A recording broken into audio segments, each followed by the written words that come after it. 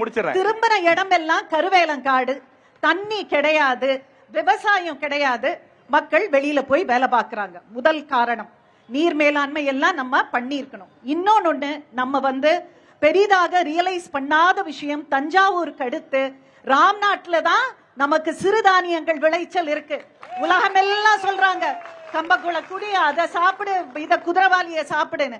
அப்படி இருக்கிற பொழுது அத வேல்யூ ஆடட் கிராப்பா ஏன் நம்ம இன்னும் அறிவிக்கல? முண்டு மிளகாய் நமக்கு தெரியும், வர்த்தகம் ஏற்கனவே இருக்கு, அது புவிசார்பு குறியீடும் நம்ம வாங்கி இருக்கோம். பருத்தி இருக்கு, ஆனால் தொழிற்சாலை இல்லை. விளையிற பருத்தி எங்கே போகுது? அந்த தொழிற்சாலை இருந்தா ஏன் பிள்ளைகளை போய் வேலை பார்ப்பாங்களே. புரியுது. கண்டிப்பா தற்சார்பு பொருளாதாரம் மாதிரி கொண்டு வரணும், நிறைய தொழிற்சாலைகளை கொண்டு வரணும் சொல்றீங்க. ராமநாதபுரத்தை வறண்ட பூமியாக காண்பித்து மனித கழிவுகளும் இது மருத்துவ கழிவுகளும் கொண்டு ஒரு பர்டிகுலர் கம்பெனி, நான் பேர் சொல்ல விரும்பல, அவங்க கொண்டு போடுறாங்களா இல்லையா? அதற்கு நமக்கு தெம்பு இருக்கிற பொழுது என் பூமியில் விளைகிற தானியங்களையும் என் பூமியில் ஏன் நெல் கொள்முதல் சென்டருக்கு போகுது? அவங்க எப்படி பிரைஸ் நிச்சயம் பண்ண முடியும்? ஐயா ஊர்ல ஒரு அரிசி விளையுது, தம்பி ஊர்ல ஒரு அரிசி விளையுது, நான் ஒரு அரிசி பண்றேன். அப்ப எனக்கான செலவும் ஐயாவுடைய செலவும் தம்பியுடைய செலவும் வெவ்வேறாகத்தானே இருக்க வேண்டும்.